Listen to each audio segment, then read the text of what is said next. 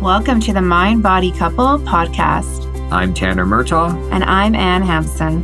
This podcast is dedicated to helping you unlearn chronic pain and symptoms. If you need support with your healing, you can book in for a consultation with one of our therapists at painpsychotherapy.ca. Or purchase our online course at embodycommunity.com to access in-depth education, somatic practices, recovery tools, and an interactive community focused on healing. Links in the description of each episode.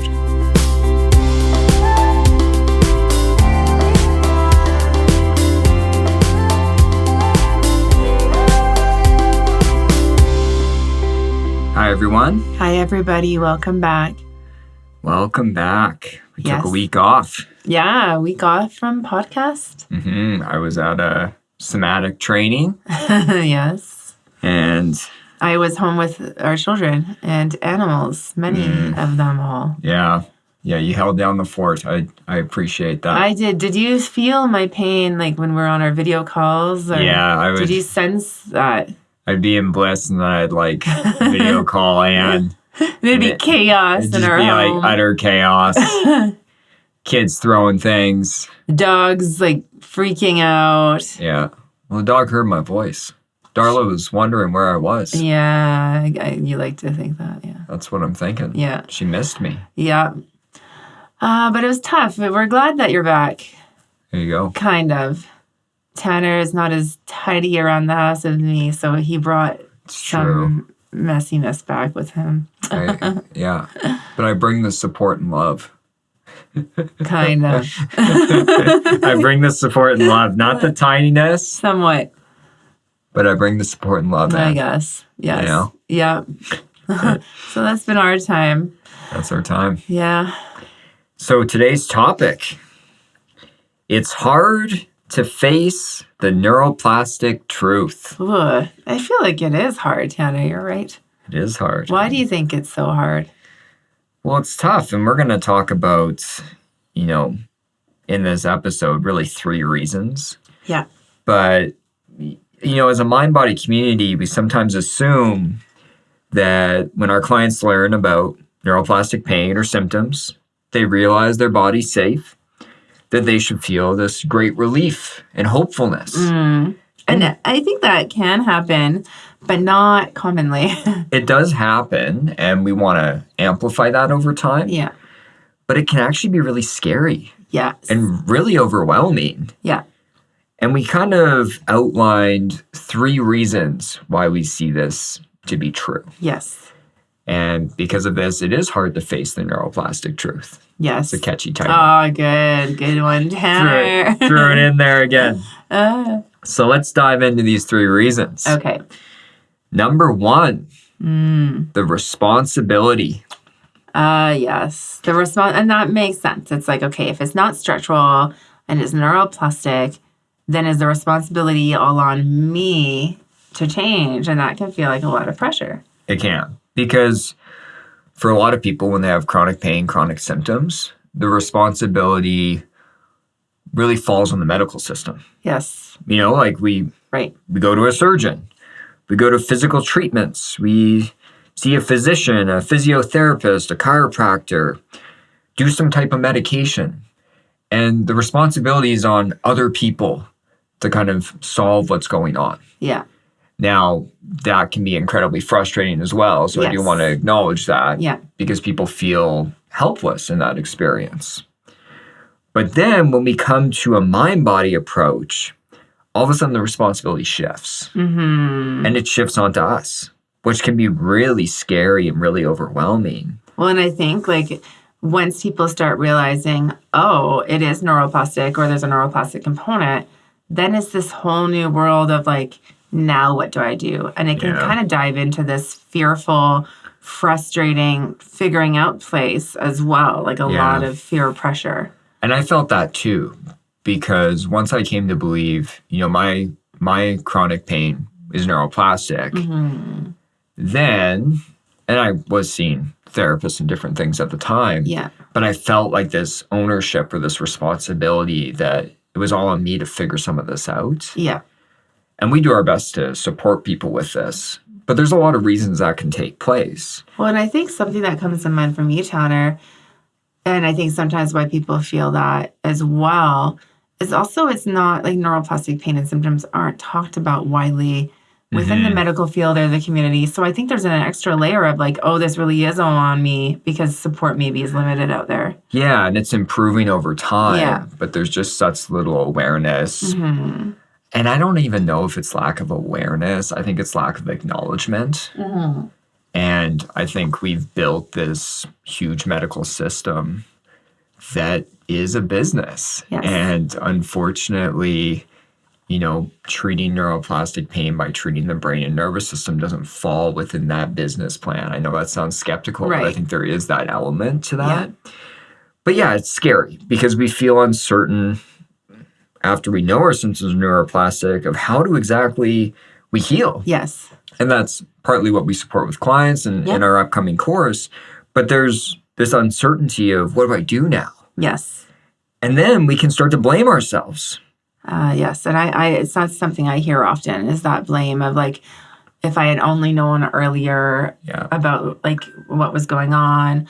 Or also that blame of like, oh, this is all my fault. And like kind of down that rabbit hole. Yeah. And people blame themselves for stress. Yes. Or trauma or coping mechanisms. And I want to be clear, like, you're not to blame for that. Mm-hmm. You know, every moment in your life led up to your chronic symptoms developing. And did we have some semblance of control? Sure. Mm-hmm. But also, like when we face childhood adversity, trauma, overwhelming situations, they set the stage. They set the stage for us to cope in a world that maybe is maladaptive. Yes. So I want to be really cautious with people that they aren't to blame, but I know that people can really feel that. Yeah. And the other thing that I see happen with people is they start reading the books. Mm-hmm. They try the apps. Which are all good. The books and apps are good. Yeah. We like encourage that with our clients and people that we meet with. Try new strategies. Yeah. But then they don't notice much change. Mm-hmm. Yes. And all of a sudden that fear can grow of, I know this is neuroplastic now, but maybe I can't change it. Well, I think that makes sense. And I think it's really hard because like people are trying on the strategies and they're doing them well. But there's sometimes we don't know how quickly we should see progress or what progress is supposed to look like. And there can be a lot of pressure and expectations. And so that information is sometimes missed. And I think that's why people can lose faith maybe in the skills or in kind of working through things. Yeah, and it's hard because, and I remember this, there was, I needed to work with someone because I really struggled having the level of insight I needed to figure out like what pieces were contributing to my symptoms, what did I need to change. Mm-hmm. And so this is why we do encourage, and I know it's not always feasible for people, but we do encourage people connect with a therapist or, you know, engage in an online course, at least so there's some structure. Yes. Because it can reduce this type of fear. Yeah. And reduce maybe the responsibility feeling and the pressure that we feel. Yeah. So that's the first reason this can be really scary and overwhelming. One thing I want to say about responsibility, Tanner, and maybe like on the flip side, is we can have responsibility and be really terrified and feel responsible, or that can be really empowering. And I have seen that for people shift into this, like I'm responsible, but shift into feeling empowered, being like, okay, I am going to work on it and do something about it. And sometimes when they feel like they can separate from that medical system of that helplessness, the responsibility can feel pretty good. And so that's something to be aware of like, can we shift maybe our perception of being responsible? I like that. Yeah. I like that. And, you know, it makes me recall I did have some semblance of that when I was healing. Because I felt so helpless that this was a physical issue. Right. There was nothing I could do. Totally. And all the medical doctors were saying, you know, you're stuck with this forever. Yeah, and you're getting stigma from the medical community. You're not getting the support you need. Yeah. And that can feel really despairing, really frustrating. Yeah. And so even though the responsibility can feel overwhelming, it can bring a sense of empowerment. Totally. That, hey, like, there's something I can do now. Yeah, there's something I can do. There's something I can work on. I talk with a lot of people about, this idea of control. And in reality, we don't have a lot of control, but we can kind of hold on to control in this empowering form of like, I have choice here and I have control in terms of like how I start to respond or how I work with my pain. And so, and that can feel like we have a little bit of control or safety there. That was good. I like that you spun that. Yeah. Well, and I think because I see some people get there right away or later on, but I think it's something to have in your mind of like, okay, wait, can I shift how I relate to responsibility? Yes. So that's number one. The second reason it can be really scary and overwhelming is rebuilding. It can feel so terrifying to start approaching life again. Yes. The issue is that our nervous system becomes, so avoidant and becomes so sensitive as a result of this. And I've experienced this many, many times where in the moment it feels good to avoid. It feels like it's like a little mini solution. Yeah. And a little bit of avoidance, strategic avoidance is okay. Of course. Like when we talk about pain being very high. Yeah. Obviously, yes, avoidance is kind of necessary at those times. Yeah. But the issue becomes as the world gets smaller and smaller and smaller. Yes. And this makes sense. This happened to me as well. Like my world was tiny by the end. And so it can be scary when we realize, hey, my body's okay. Yeah. My body's capable and healthy. And now what follows is I need to start slowly approaching life. Yes. Because I've said this over and over again on this podcast. You cannot heal by avoiding. In little small bursts, it can be useful. The healing work is all about approaching. Yes. And it's funny, like when I start working with someone, I'll say like that's part of our work together is making the world a bit bigger and like kind of moving past avoidance. And everybody is like, and they get a bit nervous by that, rightly so, because it can obviously be scary on so many different levels, but also feel really overwhelming. It's like, okay, how and where do I start? Yeah. Yeah. It can be scary and it can be hard to even imagine. Like it was hard for me to visualize that I could go back to working full time. Right. That I could go back to seeing friends and doing hobbies at random without all this planning. Right. That I could have kids one day and pick up my child. Like these were things that were really terrifying and not even just terrifying. They were just so hard for me to even visualize. Yes. And, with brain retraining, I do a lot of visualization with people. I did this a lot to begin with because it was a baby step to me starting to widen my world. Yeah. But that graded exposure, that 2-part series we did on the rule book, breaking the rules. Yeah. If this is where you're at in like a phase of rebuilding and that's feeling scary, I really do suggest people go back and listen to those 2 episodes. Yeah, for sure. It'll be helpful. Because we lay it out. Yes. Break down. And it's going to help guide people. But just know that it is going to be scary as you widen your world. Yeah. It's graded exposure because you're facing the fear, you're facing the dysregulated response. And slowly and gently widening. Yeah, and I like that you say slowly and gently, Tanner, because I think a way to make it less scary is that slow, gentle approach instead of thinking, okay, now I have to dive in and then really dysregulate the nervous system. So slow and gentle is really good for sure, I think. Yeah, and also I always talk with people about patience. Like have patience in terms of like the results that you're expecting to see. Yeah. It's going to take some time. So that is number 2. Yes. Number 3, the third and final reason. There's probably more than 3, but this is what we made on this list. The 3 that we chose. There can be others. That's okay.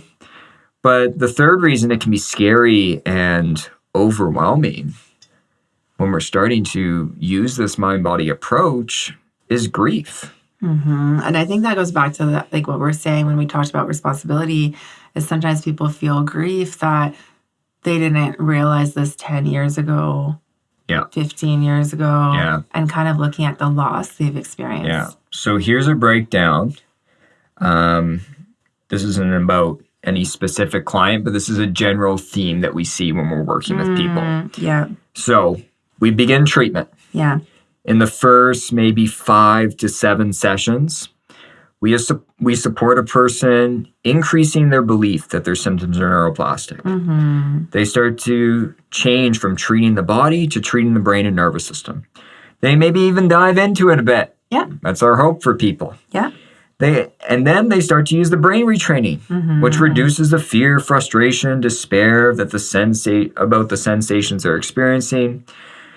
They start to focus on approaching, exploring, releasing emotions. And they start to understand their own unique nervous system and become more regulated. Yes. 5 to 7 sessions. Hopefully we can work Not always 5 to 7 sessions. Yeah. I have to say that.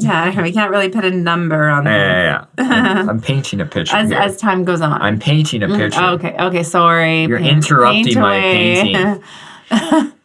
Eventually, this can start to result in a client's symptoms reducing. This is going to be different person to person on when this occurs, of course. And then they begin to not only engage in life, but enjoy aspects of life again. Like movement, activities, family, friends, hobbies. I remember feeling all this of, this is amazing, this is wonderful. And as this occurs, though there might be excitement and hope, it can turn to grief and sorrow. Yes. The client starts to recognize their pain and symptoms have robbed them of years of their life. Yeah. It's robbed them of excitement and connection with family and friends. It's robbed them of being passionate about their career and exciting opportunities. It's robbed them of thousands of dollars spent in the medical system trying to treat their body. This is really common. And it's robbed them of enjoying their hobbies, sports, activities, or even going on vacation. Yeah. And so I really want to emphasize that this is normal. Yes. This is normal. Even if you started to experience some hope and excitement and it shifted to sorrow and grief, this is a normal part of most people's healing. Yes. And it's one we can't avoid or ignore. Yeah. Now, the odd time I work with someone who's come to this mind-body approach super fast, like we're 2 months into pain. Typically, there's a little bit less grief and sorrow. Sure. Which is wonderful. But if, even for myself, and I know this, the length of time I was in pain is not even comparison to some people. Yeah. Like it was 3.5-ish years. Some people are 10 years, 20 years, 30 years into this. Yeah. And although it can feel hopeful that we have this new approach, we see a light at the end of the tunnel, you can't just skip over this. No. And so I guess what we want people to know, that if you start experiencing grief, that it's almost a good thing in terms of being part of the process, if we can start looking at it that way. Yes, it is part of the process. We hear this a lot, and in pain reprocessing therapy, they talk about this often. And it's important. Don't get me wrong. Like, I'm not bashing this, because this is an important place we want to get to get with things, is this hopeful, light, at ease attitude about your body, your symptoms. And we need that. We need less pressure around it. Yeah, we 100% need to get there, but you're not going to be able to skip over all the other emotions you're feeling about what you've gone through. Yeah, and sometimes it means really exploring those emotions first, or as well as doing the other work. Yeah. So I hope this episode was helpful for people to really break this down of, if you're feeling responsibility, if you're feeling like you need to rebuild to a fuller life, and you're feeling grief, and this is overwhelming you, you're not alone in that. Yeah, totally. We really wanted to outline that or showcase that for people, that this is a common kind of universal experience of people healing from neuroplastic pain and symptoms. Yeah. So if you're in any of those places, That's natural. Mm-hmm. We have to give ourselves the space to feel these emotions Totally. and to process them, because otherwise you're not going to be able to get to the light at the end of the tunnel. Yeah. And it is remembering that we can get to the light at the end of the tunnel. Mm-hmm. And it's kind of like this is kind of just part of how it goes in terms of working through these three areas.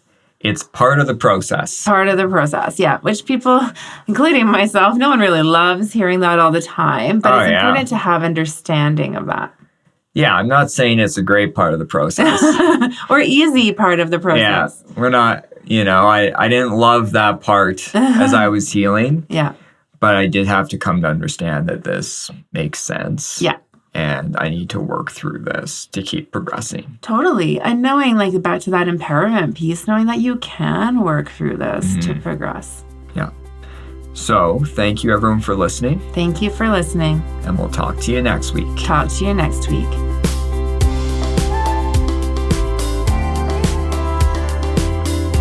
Thanks for listening.